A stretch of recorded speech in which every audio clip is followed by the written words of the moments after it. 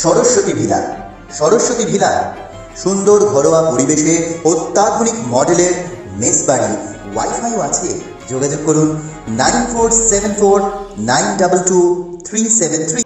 মুর্শিদাবাদ আর গঙ্গার ভাঙন যেন একে অপরের পরিপূরক। এটা দীর্ঘদিন ধরেই হয়ে আসছে, কিন্তু এই ভাঙনকে কিছুতেই রোধ করা যাচ্ছে না।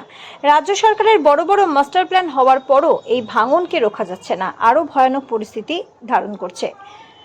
বিশেষ করে বর্ষাকালে যখন গঙ্গার জল বাড়ে তখনই শুরু হয় এর তাণ্ডব। মুর্শিদাবাদের শামসেরগঞ্জের শিবপুর গ্রামে ভাঙনের দৃশ্য এক ভয়ঙ্কর দৃশ্য। দালান বাড়ি, পাকা বাড়ি, দোতলা বাড়ি সব গঙ্গাবক্ষে চলে যাচ্ছে রাতারাতি।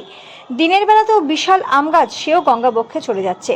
সেখানকার উৎসাহিত আশেপাশের গ্রামবাসীরা ওই দৃশ্য দেখবার জন্য মোবাইলে ক্যামেরা বন্দি করছে।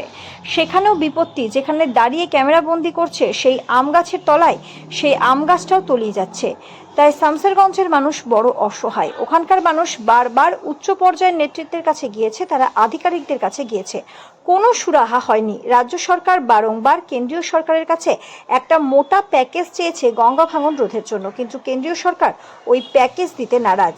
তাই শামসেরগঞ্জের মানুষ বড় অসহায়। তাই ওখানকার লোক বলছে, শামসেরগঞ্জ মুর্শিদাবাদ থেকে আলাদা হয়ে যাবে না তো?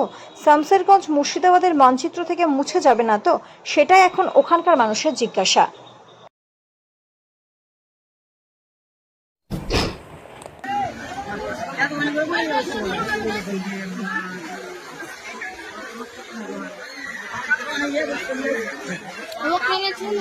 ভিডিও করবো, ভিডিও করে